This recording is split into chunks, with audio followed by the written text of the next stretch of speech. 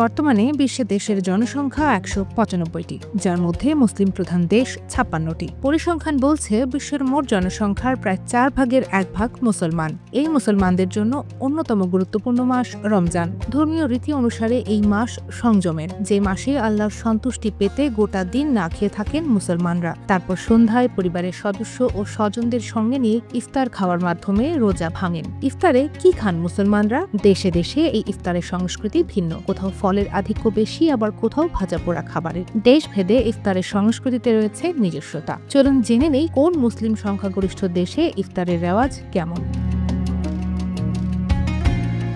বিশ্বের সবচেয়ে বড় মুসলিম দেশ হল ইন্দোনেশিয়া। দক্ষিণ পূর্ব এশিয়ার ধর্মনিরপেক্ষ এই দ্বীপ রাষ্ট্রের মোট জনসংখ্যা প্রায় ২৭৩ মিলিয়নের বেশি, যার মধ্যে প্রায় ৮৭% মানুষ ইসলাম ধর্ম পালন করেন। ২০২৪ সালের তথ্য অনুযায়ী ইন্দোনেশিয়ায় প্রায় ২৭ কোটি মুসলিমের বাস, যা বিশ্বের মোট মুসলিম জনসংখ্যার প্রায় ১২ থেকে ১৩%। ইন্দোনেশিয়ায় ইফতারে থাকে বিভিন্ন রকম ফল এবং ফলের শরবত, আরও থাকে নানা রকম মিষ্টি জাতীয় খাবার। বুবুর চ্যান্ডেল নামে এক ধরনের খাবার রাখা হয় ইফতারে।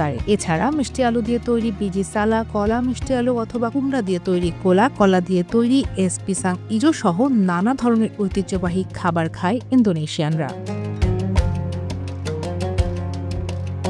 আরেকটি মুসলিম প্রধান দেশ পাকিস্তান। এখানে হিন্দু, খ্রিস্টান, শিখ সহ বিভিন্ন ধর্মের মানুষের পাশাপাশি ২৪ কোটি মুসলমানের বাস। রমজান মাসে পাকিস্তানে ইফতারে নানা ধরনের মুখরোচক ঐতিহ্যবাহী খাবার পরিবেশন করা হয়। এই দেশে ইফতার আয়োজনে পানি ও খেজুরের পাশাপাশি থাকে মাংস ও রুটির মতো ঐতিহ্যবাহী খাবার। এছাড়া পাকিস্তানিরা ইফতারে নানা ধরনের কাবাব, তান্দুরি, কাটলেট, টিক্কাও খেয়ে থাকে। ভাজা পোড়া খাবারের মধ্যে থাকে রোল, নিমকি, মাংস ও সবজি দিয়ে তৈরি করা এক ধরনের বিশেষ সমুচা, চপ ও পাকোড়া। ফলের তালিকায় থাকে নানা রকম শরবত, ফল বা ফলের সালাদ, ছোলা বুট, ফালুদা, জিলাপি। কিছু সংখ্যক মানুষ ইফতারে বিরিয়ানিও খেয়ে থাকেন। দেশটিতে ইফতারে বিশেষ কদর পায় রুহ আফজা। এই খাবারগুলি পরিবার ও বন্ধুদের সঙ্গে ভাগ করে খাওয়া হয়, যা রমজানের সাম্প্রদায়িক ও আধ্যাত্মিক আবহকে তুলে ধরে।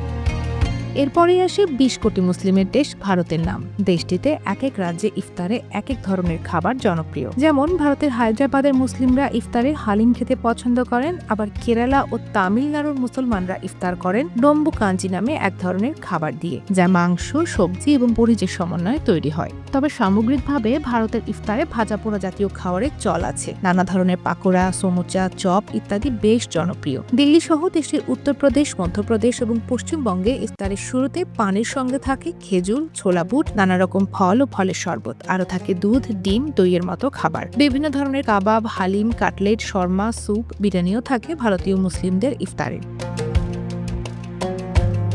এবার বলবো প্রায় ১৫ কোটি মুসলমানের দেশ বাংলাদেশের ইফতার আয়োজন সম্পর্কে। রমজানে বাংলাদেশে ইফতারের নানা রকম মুখরোচক ও ঐতিহ্যবাহী খাবার পরিবেশন করা হয়। এর মধ্যে অন্যতম হলো ছোলা মুড়ি, পেঁয়াজু, বেগুনি আর আলুর চপ। সেই সঙ্গে থাকে সবজির পাকোড়া, মুড়ি, হালিম, জিলাপি সহ নানা রকমের শরবত ও ফল। এসব হালকা খাবারের পাশাপাশি অনেক পরিবারে ইফতারের সময় হাতে তৈরি নানা ধরনের পিঠাপুলি, তেহারি, বিরিয়ানি, খিচুড়ি, তান্দুরি চিকেনের মতো ভারী খাবার খাওয়ারও চল রয়েছে। আর ফলের মধ্যে খেজুর প্রায় অপরিহার্য বলা যেতে পারে। এটি ছাড়া বাংলাদেশি মুসলিমদের ইফতার টেবিল একরকম অসম্পূর্ণই।